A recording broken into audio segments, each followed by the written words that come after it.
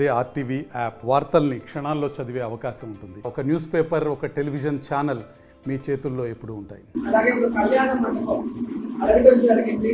So దాంట్లో 2 దాదాపుగా చేసి ఇచ్చాము. ఒకటి ఖచ్చితంగా భగవంతుడు మళ్ళీ ఆశీర్వదిస్తాడు, అది కూడా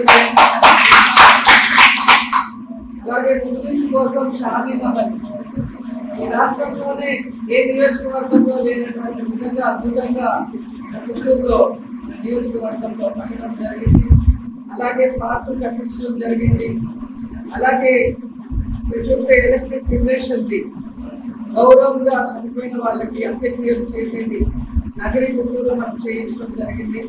అలాగే చూస్తే రోడ్లు కానీ ట్రైన్స్ కానీ ఏది అడిగినా చేయడమే కాకుండా ముఖ్యంగా పాలిటెక్నిక్ కాలేజ్ పిల్లల కోసం చక్కటి పాలిటెక్నిక్ కాలేజ్ కట్టించి పిల్లలు గౌరవంగా చదువుకోవడమే కాకుండా ప్లేస్మెంట్స్ కూడా కాలేజీకి వచ్చి వాళ్ళకి ఉద్యోగాలు ఇస్తూ ఉంటే నిజంగా నాకు చాలా హ్యాపీగా అనిపిస్తుంది. కూడా సందర్భంగా తెలియజేస్తున్నాను. ఇదే ప్రాంతంలో మీరు చూస్తే ఇక్కడ బల్జభవన్ పూర్తయింది.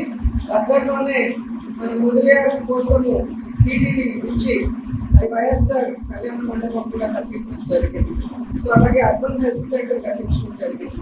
సో మున్సిపల్ ఆఫీస్ కట్టించాం. అట్లా ఒక ప్రాంతానికి అంటే ఒక మండలానికి లేదా ఒక మున్సిపాలిటీకి ప్రజలందరికీ ఏం అవసరం అది అన్ని కులాల వాళ్ళు వెళ్ళే కాబట్టి దాంట్లో మనం ఏం చేయగలం అనేది 5 సంవత్సరాల్లో 2 సంవత్సరాలు కోవిడ్లో పోయినా కూడా ఆ టైంలో కూడా సర్వీస్ చేశాము.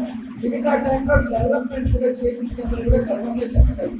అలాగే డిగ్రీ కాలేజ్లో మీరు చూస్తే మనకి అసలు ఒక డిజిటల్ రూమ్ లేదు. మీటింగ్స్కి కానీ పిల్లలకి ఏదైనా జాబ్ మేళాన్ని నిర్వహించడానికి కానీ సో టెక్నికల్గా మనకి ఒక పెద్ద రూమ్ ఆల్ ఫెసిలిటీస్తో కావాలి అంటే చారిటబుల్ ట్రస్ట్ ద్వారా చారిటబుల్ ట్రస్ట్ ద్వారా అది కూడా ఎలక్షన్స్ ముందే పూర్తి చేసేయడం జరిగింది. అలాగే పుత్తూరు కోర్టులో రోడ్డు లేక బతుకులుగా ఉంటే ప్రజా చారిటబుల్ ట్రస్ట్ ద్వారా కార్ రోడ్డు కూడా వేయించడం జరిగింది. ఇలా ప్రజలు ఏదొచ్చి నన్ను కోరినా చేసుకోవాల్సిన బాధ్యత అంటే కుటుంబ పెద్దగా ఎమ్మెల్యే అంటే నేను కుటుంబ పెద్ద. సో ఇక్కడ పార్టీలు కులాలు మతాలు ఎలక్షన్ తర్వాత ఏమీ ఉండవు. అందరూ మన వాళ్ళే అనుకున్నాను కాబట్టి ఇవన్నీ చేయగలిగాను. సో సునామీలాగా జరిగిపోయింది. సో ఇది ప్రజలు ఓడించిన ఓటమి కాదు.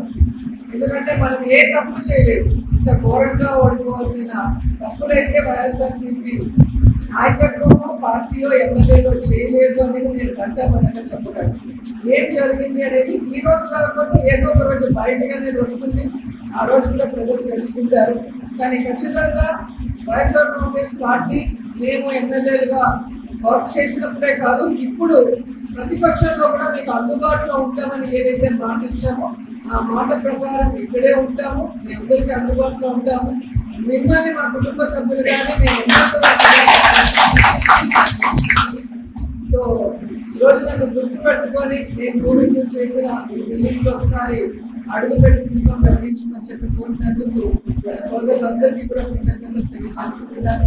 సో మీ సోదరిగా ఎప్పుడు మీకు ఏ అవసరం ఉన్నా నేను చేయగలిగింది 100% చేసి ఇస్తానని కూడా ఈ సందర్భంగా తెలియజేసుకుంటాను. మరిన్ని వీడియోస్ కోసం ఛానల్ ని సబ్స్క్రైబ్ చేయండి. లేటెస్ట్ అప్డేట్స్ కోసం వాట్సాప్ ఛానల్ ని ఫాలో చేయండి. అండ్ లింక్ డిస్క్రిప్షన్ లో ఉంది.